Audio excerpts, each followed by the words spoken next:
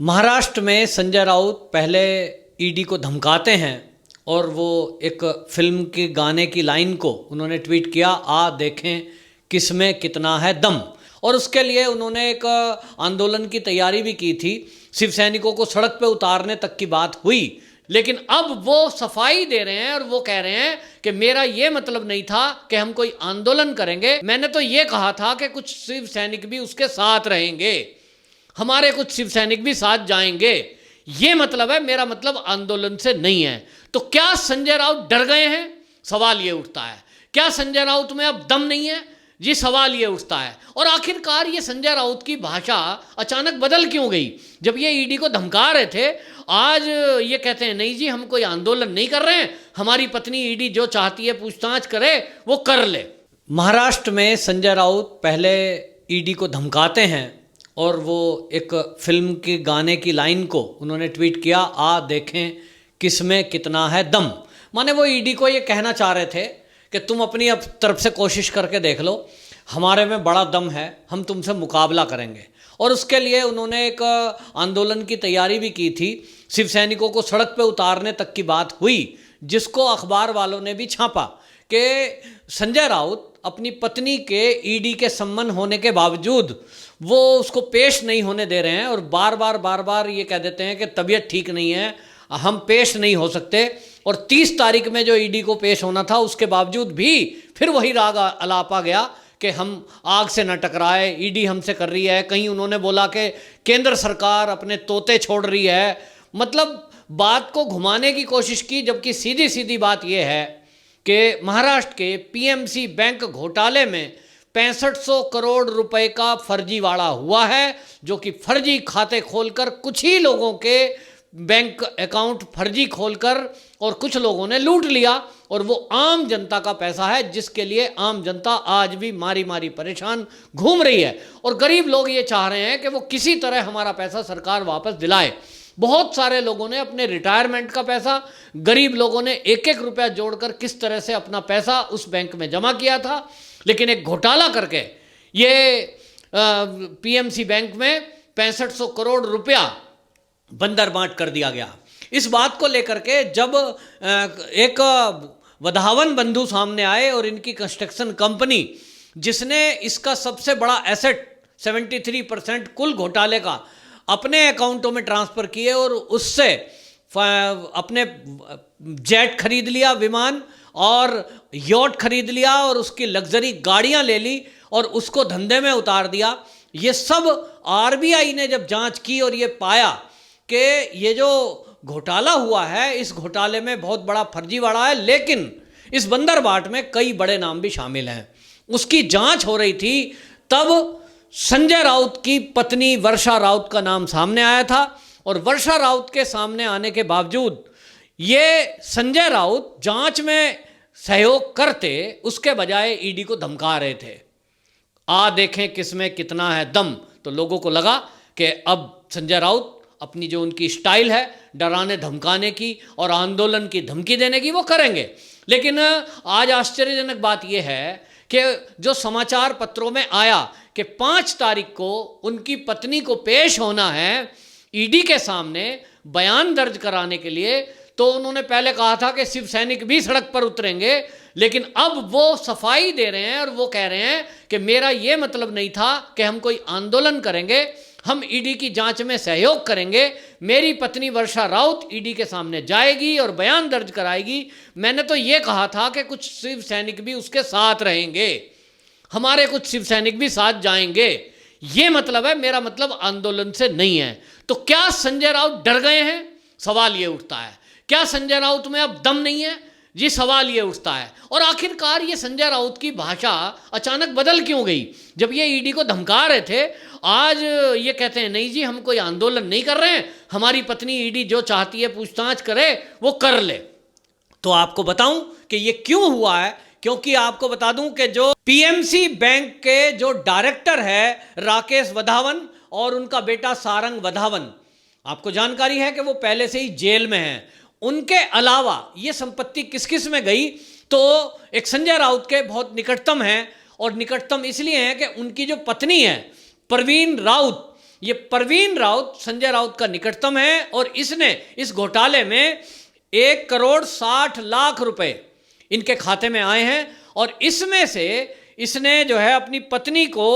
55 लाख रुपए, इसमें 1,60,00,000 रुपया ये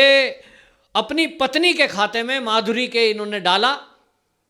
और माधुरी जो परवीन राउत की पत्नी है 1,60,00,000 रुपए जो ट्रांजैक्शन हुई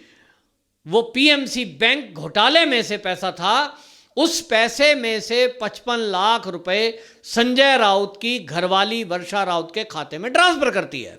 और ये बगैर ब्याज के पैसे हैं। और इसी को संजय राउत बार बार कह रहे हैं कि मेरी पत्नी ने परवीन राउत की पत्नी से उधार लिया था। ठीक है, आपकी पत्नी ने उधार लिया था, तब फिर इसमें डरने की क्या जरूरत है, फिर इसमें डराने धमकाने की क्या जरूरत है? भाई मैं भी बहुत सारे काम उधार से करता हूं और मुझसे यदि इनकम टैक्स या कोई ईडी या कोई संस्था ये पूछे कि आप जो ये कार लाए हो ये कहां से लाए, इसका हिसाब दो, तो मैं उसमें बहाने क्यों करूंगा? मेरे पास लोन के पेपर हैं, मेरे पास बैंक की ट्रांजैक्शन है और इसमें तो कोई अपराध है नहीं कि यदि आप कोई काम लोन लेकर के करते हो, इसमें तो कोई अपराध है नहीं। तो अगर संजय राउत की पत्नी ने उधार लिया है परवीन राउत की पत्नी से, इसमें इतना घबराने और डराने की क्या जरूरत है? सीधा सीधा ईडी को जाके दिखाओ भैया उधार लिया है। लेकिन घपला कुछ और है और ये घपला ये है कि जहां 1,60,00,000 रुपए की ट्रांजैक्शन ये होती है इस बैंक के खाते से परवीन राउत के खाते में और परवीन राउत उस पैसे को देता है अपनी पत्नी को और पत्नी माधुरी राउत जो है उस पैसे में से कुछ हिस्सा, ये 55 लाख तो ट्रांजैक्शन ऑन अकाउंट है जो संजय राउत की पत्नी के खाते में गए हैं, फिर इसमें कुछ फ्लैट की खरीद फरोख्त भी है और ये इतनी निकटता है कि बगैर ब्याज का 55 लाख रुपए जो दिया गया है, इसकी जो लेन देन हुई है, ये जो निकटता है वो इतनी है कि परवीन राउत जो पीएमसी बैंक घोटाले का आरोपी है वो और संजय राउत की पत्नी वर्षा राउत दोनों मिलकर के कंपनी चलाते हैं। कंपनी में पार्टनर है अवनी कंस्ट्रक्शन कंपनी। ये कंपनी प्लॉट खरीदती है, उसमें मकान बनाती है, फ्लैट बना करके बेचती है, ये काम करती है। तो ये जो है परवीन राउत संजय राउत दोनों की पत्नियां इनकी मिलकर के इस कंपनी को चलाती हैं और इसी कंपनी का जो इन्वेस्टमेंट है, इसमें जो पैसा लगा है कंपनी में, ये उस पीएमसी बैंक घोटाले का है।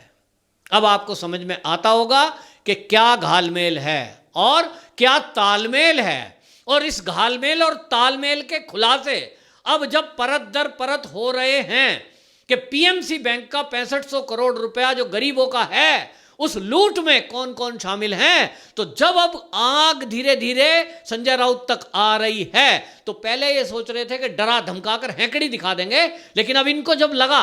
कि इसी में ईडी की तरफ से एक सख्त कार्रवाई हुई और परवीन राउत की 72 करोड़ की संपत्ति अटैच कर दी गई,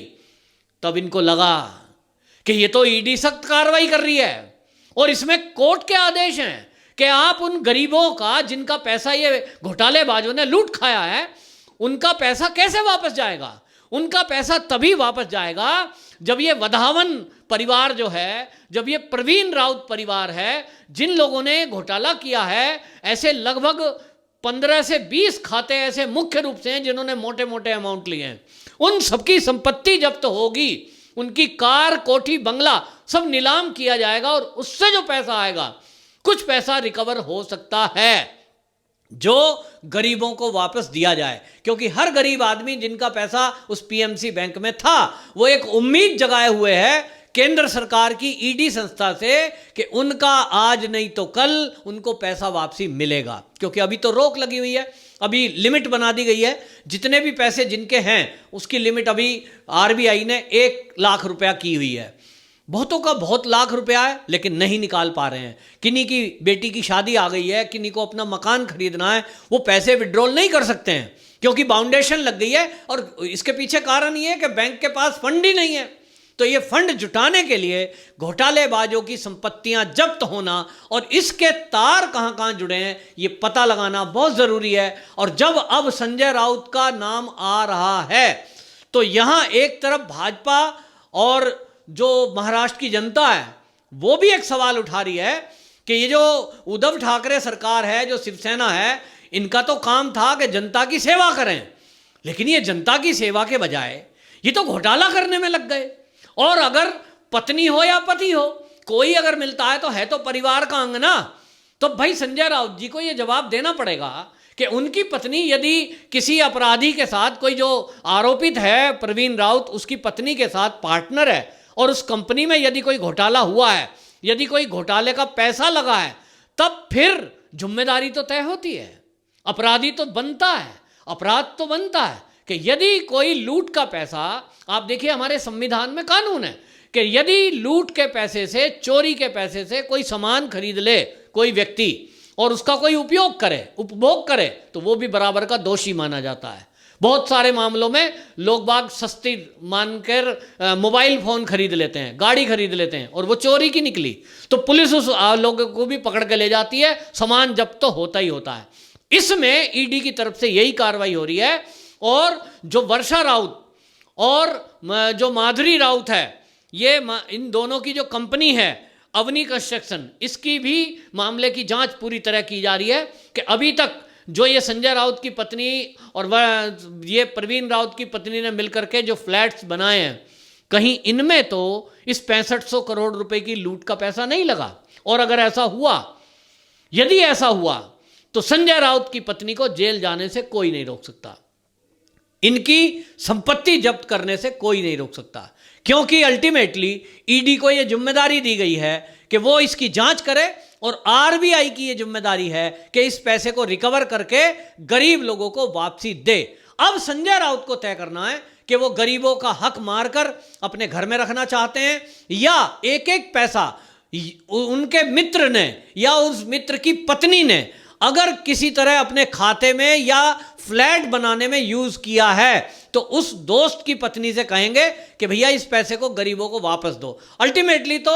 सांसद हैं, उनको महाराष्ट्र की जनता ने इसलिए चुना कि वो जनता की सेवा करें। तो आप सेवक अपने को कहते हो संजय राउत जी, तो आप सेवक बनिए और जनता की सेवा करिए, उनका पैसा उनको वापस लौटाने में मदद करिए। और आपके जो मित्र हैं जिसने वो घोटाले करके और पैसा कमाया है, उनकी संपत्ति भी यदि नीलाम करनी पड़े, तो आप तो ईडी को खुद बताइए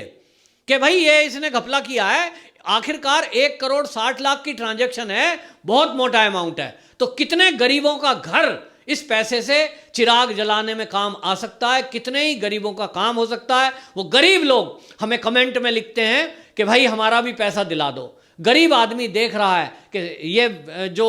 उद्धव सरकार है इनके साथ न्याय करेगी, लेकिन जहां संजय राउत का नाम आ गया तब वहां किसी की हिम्मत नहीं है कि इनके खिलाफ आवाज उठा सके। ईडी ने आवाज उठाई तो आज ईडी की कार्रवाई देखकर संजय राउत मिमियाने लगे हैं, घबरा गए हैं, और इसीलिए उनकी भाषा बदल गई और उन्होंने कहा कि हम कोई आंदोलन नहीं कर रहे हैं, हम ईडी की जांच में सहयोग करेंगे।